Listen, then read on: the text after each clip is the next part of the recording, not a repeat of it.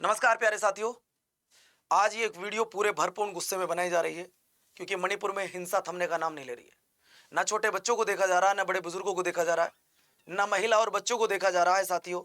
लेकिन आज हद तो तब हो गई जब हमारे भारतीय सेना का जो जवान था, जो रिटायरमेंट ले चुके हैं, आज उस भाई को मार दिया जाता है।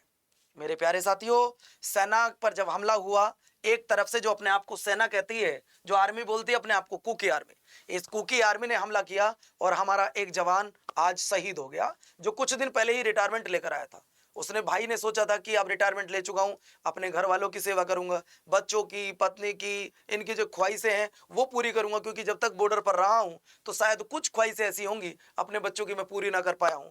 तो अब वो रिटायरमेंट लेके अपने घर आ चुका था, अपने घर वालों के साथ बहुत अच्छे से जीवन व्यतीत कर रहा था, लेकिन उसको मार दिया जाता है। मेरे प्यारे साथियों, मैं पवन मोरल आप सभी का पीएम डिफेंस स्टडी पर स्वागत करता हूं। क्या है ये मणिपुर का मुद्दा जो आज इतने हाई लेवल पर चल रहा है? आइए समझते हैं इसको बिल्कुल सिंपल भाषा में। मणिपुर में एक नेशनल हाईवे है नंबर 202। उग्रवादियों के हमले में मारे गए 2 लोगों में से एक पूर्व सैनिक भी है और 3 लोग अलग से घायल हो गए हैं। शनिवार में दोपहर मणिपुर का एक जिला पड़ता है जिसका नाम है उखरुल जिला। इसमें नेशनल हाईवे 202 पर उग्रवादियों ने हमला किया और भारतीय सेना का एक जो रिटायरमेंट जवान है उसकी मौत हो जाती है। दोस्तों, इस इलाके में अभी तक तो यह पहचान नहीं हो पाई है कि वो हमला करने वाले कौन थे, लेकिन कुकी आर्मी के लोगों पर शक है कि शायद उन लोगों ने ही ऐसा किया होगा।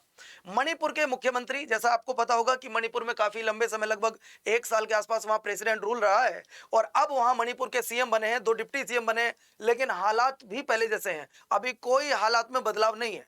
मणिपुर के मुख्यमंत्री ने दौरा किया और दौरा करने के बाद यह कहा था कि ये जो विवाद चल रहा है, मैं इस विवाद को सुलझाने की कोशिश करूंगा। मतलब हम लोग कोशिश करेंगे जो कुकी और नागा के बीच में विवाद चल रहा है।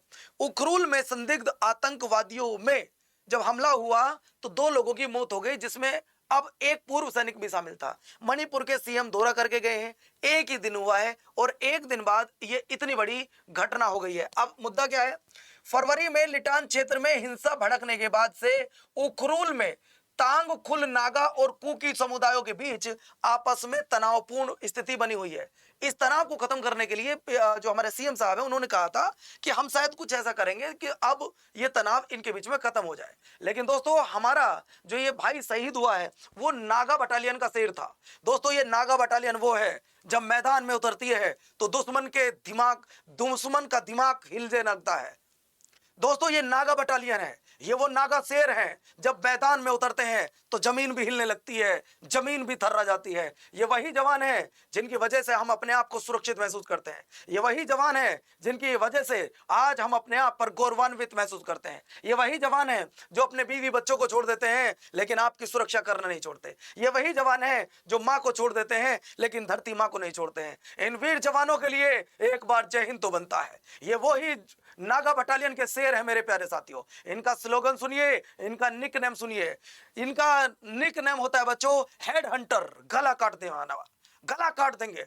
दुश्मन अगर आंख दिखाएगा, ये वो लोग हैं, प्यार से बोलो तो जान ले लो हमारी, अगर आंखें दिखाओगे तो आंख निकाल लेंगे हम तुम्हारी। हेड हंटर, गर्दन काट देंगे तुम्हारी। आज इन्होंने अपना एक भाई खोया है पूरे भरपूर गुस्से में। भूल गए आप 1999 का वो कारगिल युद्ध, जब हमारी इस नागा बटालियन ने आतंकवादियों से, यानी कि पाकिस्तान वालों से खुलकर लोहा लिया था और पाकिस्तान को धूल चाटने पर मजबूर कर दिया था। हमारे जवान नीचे थे, ऊंचाई से वो हमला कर रहा था, लेकिन शेर पीछे नहीं हटे और इस नागा बटालियन ने दोस्तों अपना ऐसा युद्ध कौशल दिखाया कि दुश्मन को पीछे हटने पर मजबूर होना पड़ा और दुश्मन पीछे हट जाता है। आइए मणिपुर के मैप के माध्यम से मैं आपको कुछ समझाने की कोशिश करता हूं। मणिपुर का जो ये पहाड़ी इलाका है, यहाँ पे कुकी ट्राइब्स रहती, कुकी जाति रहती है। ये जो पहाड़ी इलाका है इसमें कुकी लोग रहते हैं और जो इनका डिस्ट्रिक्ट आपको दिख रहे होंगे, ये वो डिस्ट्रिक्ट है दोस्तों जो मैंने अभी आपको बताया था।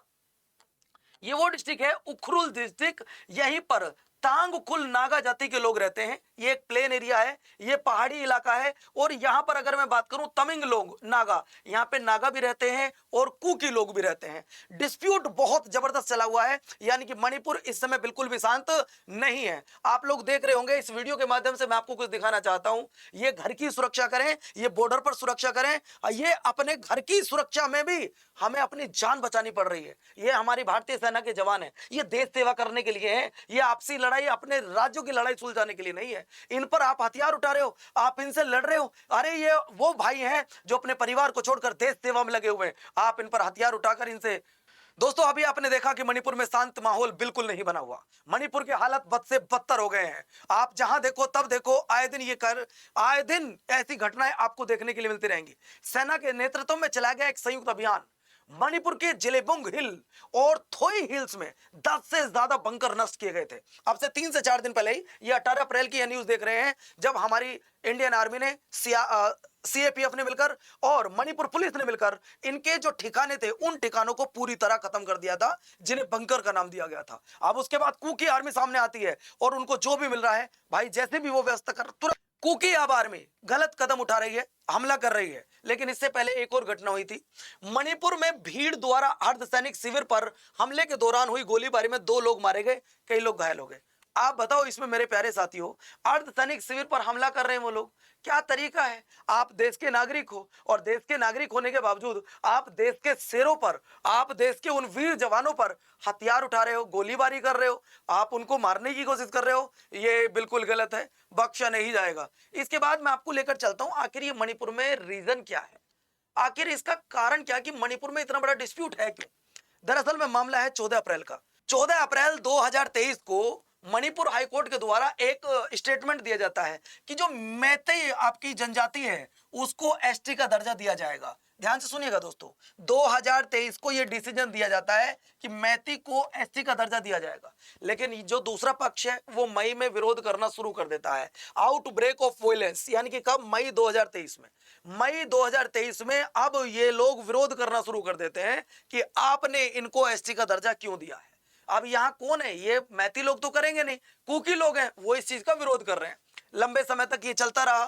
फरवरी 2025 में, मतलब 23 से लेके 25 तक, यहां मणिपुर के सीएम कौन थे? एन बीरेन सिंह। एन बीरेन सिंह ने 20 महीने तक लगातार वोलेंस को रोकने की कोशिश की। जब आखिर में वो लोग थक गए तो उन्होंने अपने पद से इस्तीफा दे दिया। और ये बात है 9 फरवरी 2025 को, यानी कि 9 फरवरी 2025 को उन्होंने अपने पद से इस्तीफा दे दिया। और मणिपुर में प्रेसिडेंट रूल लगता है। प्रेसिडेंट रूल जब भी किसी राज्य में लगता है तो वो आर्टिकल नंबर 356 के अनुसार लगता है। प्रेसिडेंट रूल लगा। प्रेसिडेंट रूल लगने के बावजूद अब 1 साल तक लगभग प्रेसिडेंट रूल लगा रहा। 13 फरवरी 2026 को अब मणिपुर में इसको खत्म किया जाता है, प्रेसिडेंट रूल को। और यहां पर एक नई सरकार चुनकर आती है जिसमें 2 डिप्टी सीएम बनते हैं, एक सीएम साहब बनते हैं। सीएम साहब का नाम है युमनाम खेमचंद सिंह जी। ये सीएम बनते हैं, लेकिन हालत बद से बदतर है आज भी मणिपुर की। अब से 3 दिन पहले मणिपुर के सीएम जहां जाते हैं और वो इस बात को कहते हैं कि अब ये जो डिस्प्यूट चल रहा है शायद मैं इसको खत्म करने की कोशिश करूंगा, कुछ ऐसा प्लान बनाऊंगा या कोई कमेटी बनाऊंगा। लेकिन वहीं पर कुछ समय बाद हमारे एक भाई को मार दिया जाता है। लेकिन उस भाई को जिसने देश सेवा में 15 से 20 साल अपने घर वालों को छोड़कर देश सेवा की है, और जब घर आता है तो मिलती क्या है? मौत। मिलता क्या है? परिवार का बिछड़ाव। मिलता क्या है? परिवार को छोड़कर चले जाना। सोचो अगर उस समय उनके बच्चों की स्थिति, मतलब छोटे बच्चे हैं, वो परिवार अब कैसे रहेगा? वो परिवार में छोटे बच्चे, वो कैसे रहेंगे? माँ कैसे रहेगी? पत्नी कैसे रहेगी? बच्चे कैसे रहेंगे? कभी ये बात भी सोचा करो। नेक्स्ट पॉइंट, अब ये विरोध इतना हो गया दोस्तों कि अब महिलाएं भी बढ़ चढ़कर इसमें हिस्सा ले रही हैं। महिला, जब छोटे बच्चों को नहीं देखा जा रहा है, अभी आपने देखा 3 दिन पहले कुकी लोगों ने, एक मां अपने दोनों बच्चों के साथ सो रही थी, दोनों बच्चों को मार दिया जाता है। बच्चों को नहीं पता है कि कौन आतंकवादी है, कौन अपना है, कौन पराया है, वो 2 बच्चों को मार दिया जाता है। अब विरोध ये पूरा होने लगता है, मतलब माताएं बहनें भी अब रोड पर उतर रही हैं और मणिपुर में विरोध कर रही हैं। मणिपुर की हालत इस समय बहुत ज्यादा खराब है। अब मणिपुर के लोग एक डिमांड कर रहे हैं, जो महिलाएं हैं वो डिमांड कर रही हैं कि आप एक काम कीजिए, भारत सरकार से डिमांड कर रही है, मणिपुर सरकार से बोल रही है। खैर ये तो मांग भारत सरकार से ही हो सकती है कि आप यहां से सीआरपीएफ को हटाओ। सीआरपीएफ को हटाने के लिए वो इसलिए डिमांड भी कर रही हैं कि हम पर जब लगातार ये कुकी लोग हमला कर रहे हैं और हमारी सीआरपीएफ कुछ नहीं कर रही है, तो इससे अच्छा तो ये कि सीआरपीएफ को हटा लो, या तो फिर हम मर ही जाए, हम राज्य ही छोड़ देते हैं, या तो आप हमें मरवाई दो, या फिर एक काम करो यहाँ सीआरपीएफ को हटाओ और इंडियन आर्मी को लगाओ। कहते हैं कि जहां इंडियन आर्मी खड़ी होती है, दूर से आने वाला पहले 500 मीटर सोचता है कि सामने एक शेर खड़ा है, उधर जाऊं या ना जाऊं। यानी कि ये मणिपुर में इस समय जो माताएं बहनें रोड से पर निकली है, उनकी एक डिमांड है कि सीआरपीएफ को यहां से हटाओ। लेकिन सीआरपीएफ के कैंप पर भी लगातार हमले होते रहे। मैंने अभी आपको बताया थोड़ी देर पहले, ये मणिपुर की महिलाएं जो मैंने आपको बताया कि घर से बाहर निकल चुकी है। चलो इसके बाद नेक्स्ट, अब ये लोग डिमांड क्या कर रहे हैं? अगर मैं डिमांड की बात करता हूं तो डिमांड क्या है इनकी? डिमांड देख लीजिएगा आप, इंप्लीमेंट एनआरसी बिफोर सेंसस। वो लोग ये कह रहे हैं कि जब सेंसस, आप सभी को जानकारी है वैसे तो स्टार्ट हो चुकी है, लेकिन हमारे 2027 में जो जनगणना स्टार्ट होगी, उन्होंने कहा कि सेंसस से पहले ये चेक कराओ कि इसमें कौन भारतीय है या कौन भारतीय नहीं है। ये उन लोगों की डिमांड है और मैं इसके बिल्कुल पक्ष में हूं। ये होना चाहिए। जो हमारे देश का नागरिक नहीं है उसे देश से तुरंत निकाल देना चाहिए, जो हमारे देश का नागरिक नहीं है। लेकिन दूसरी जो सबसे बड़ी बात है उसको समझिएगा, फ्री मूवमेंट मतलब चलने की आजादी, हर किसी को घूमने की आजादी on national highway, not only for VIP. यानी कि जो नेशनल हाईवे हैं उन पर वीआईपी को ही चलने की अनुमति ना हो, वहां पर हर किसी को चलने की अनुमति हो। चलो अनुमति सरकार ने दे भी दी तो फिर सुरक्षा है या नहीं है ये भी आपको सोचना होगा। मान लो आज भारत सरकार ये और मणिपुर सरकार कहते हैं कि चलो ठीक है आप सबको नेशनल हाईवे पर निकलने की अनुमति है, लेकिन क्या आपको लगता है कि आप सुरक्षित हो? रोड पर निकल रही हो महिलाएं, रोड पर निकलने, क्योंकि गोली नहीं पूछती है कि आप वीआईपी हैं, महिला हैं, पुरुष हैं, बच्चे हैं, कौन है, वो नहीं पूछेगी आपसे। तो ये डिमांड है। यानी कि मणिपुर की जो हालत है वो इस समय बद से बदतर हो चुकी है साथियों। मैं एक बार फिर से आपको बताना चाहूंगा कि मणिपुर में ये हिंसा हो क्यों रही है, उसका रीजन क्या, मैंने अभी भी आपको थोड़ी देर पहले बताया था।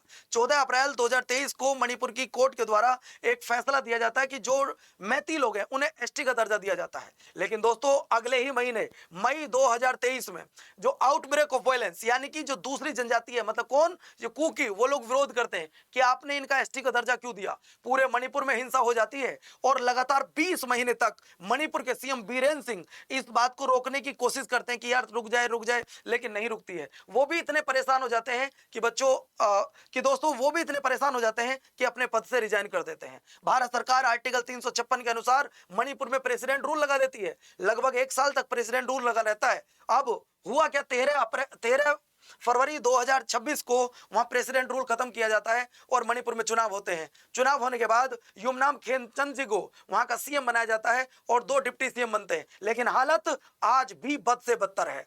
दोस्तों आपसे सिर्फ एक ही बात कहना चाहूंगा कि जो भाई हमें छोड़कर गया है, इस नागा जनजाति का, नागा बटालियन का शेर जो रिटायरमेंट होकर अपने घर आया है, उसके लिए एक बार कमेंट बॉक्स में जय हिंद जरूर लिख के जाइएगा। जय हिंद, जय भारत।